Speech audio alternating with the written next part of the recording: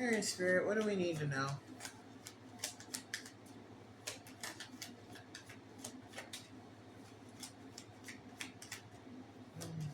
Block the bullshit. Thank you.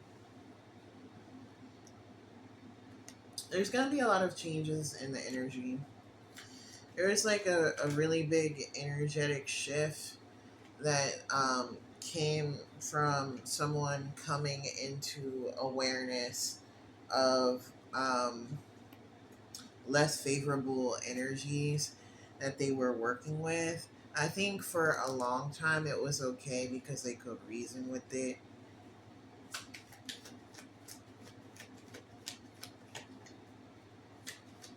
This could be you, this could be someone in your energy, this could be a grander shit. I think there's this level of like acceptance that's coming in that it's not necessarily that it's passive, it's that it was like the next logical step that was like illuminated on someone's path working. Like they're kind of like in this pattern and not really in their mind fixing upon it what the final conclusion of it would be. Um, and they were faced with a situation that safely illuminated the positive and negative outcomes of the choices that they were making, and it led to self growth, self discovery, sovereignty, standing on business in this change of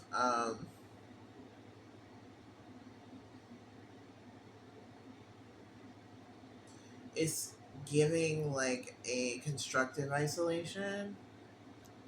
Like they're meeting a new energy in this space, and that energy is um, resonating. This could be like an embodied divine energy, um, kind of like coming to a realization, um, and like kind of snapping into a new karmic reality, or kind of realizing that they can shift within this embodied human reality. Confirmation with the Wheel of Fortune. Uh, their plane of samsara is a little bit different because of their divinity. This journey is a recognition of divinity. My ear is ringing. If that's significant for somebody. The world in reverse. It's a completely different path. Um, and so there's this sense of lack of preparation. The example I'm getting is going hiking on a trail, and when you arrive, you find that um, you were gonna go on one trail, but you see the map and you see that the other trail leads to a waterfall. So you decide to take the trail on the waterfall, not realizing that even though it's the same distance, there's different inclines. On the trip, you find that your shoes aren't adequate, or something happens to some of your equipment. Your tent isn't made to stay on the same type of land that you're on, so your spikes don't work, and you didn't bring a hammer. So you find yourself woefully unprepared for a journey that you might have prepared for, because at the last minute you were like, let me try something new. And in that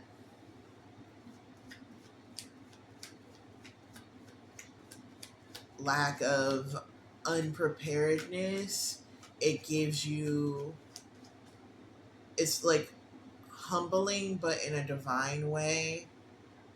It almost helps you feel how small and helpless you are in the immensity of nature, and that the tools that you have to help you navigate the world only work in specific circumstances.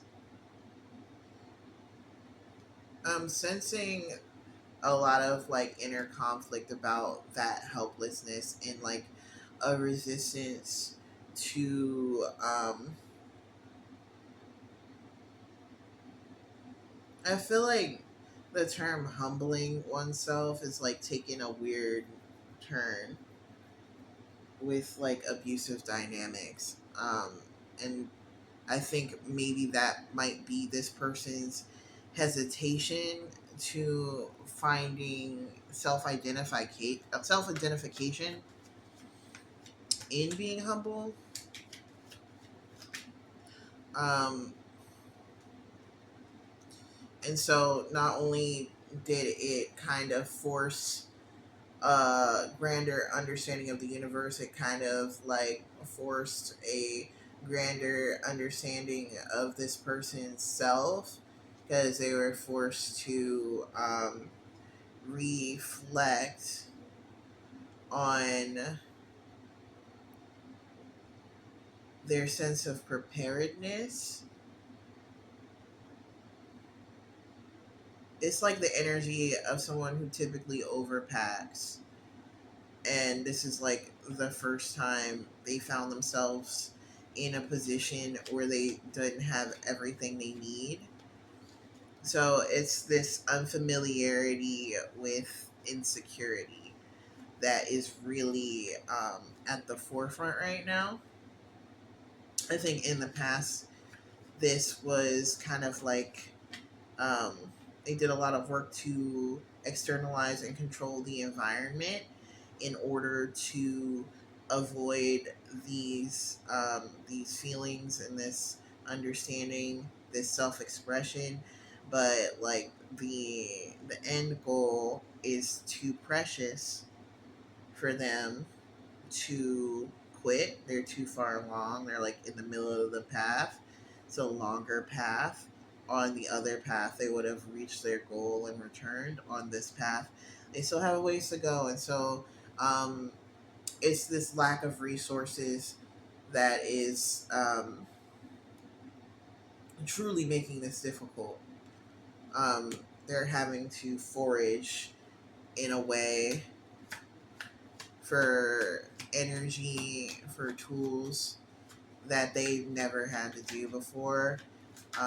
It's the energy of like looking at local plants and trying to find out which ones are edible without getting sick.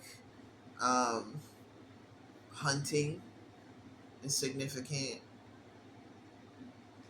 I can't tell if this is upright or in reverse from the way I grabbed it. I kind of grabbed it weird.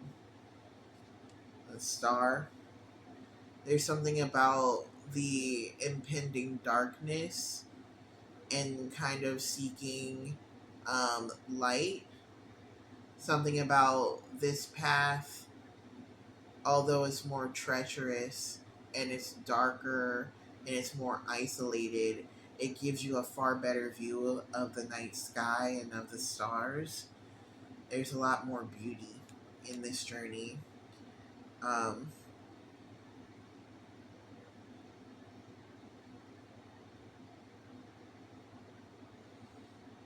I'm getting the Seven of Swords in reverse at the bottom of the deck as like a laying down of arms.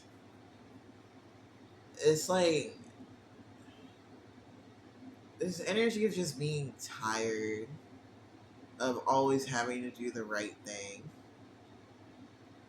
This desire to just give in.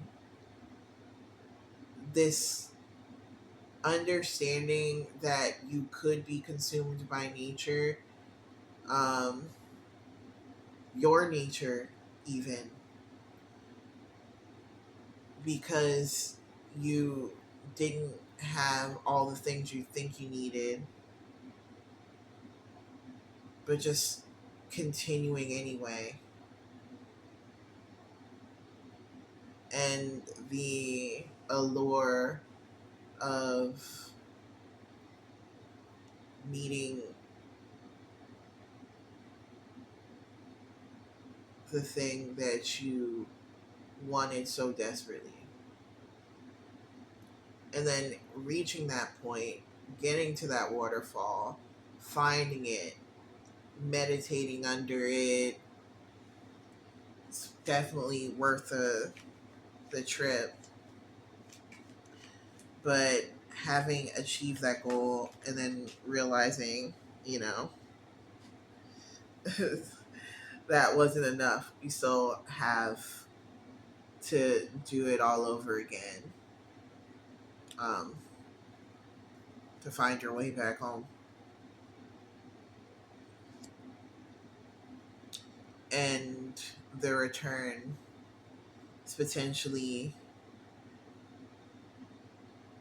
or I should say, the walk away is going to be even more trying than the acquisition. And then there's this like energy of like, should I like try to delude myself about it not being as bad? Should I just push through anyway? Like trying to like gain more mental fortitude, knowing that it's gonna be damn near impossible to safely return home. Um, and if you can like release this mindset of like having to do everything the same way in order to get success, you realize that the path of least resistance is just following the river downstream and just seeing where it will take you.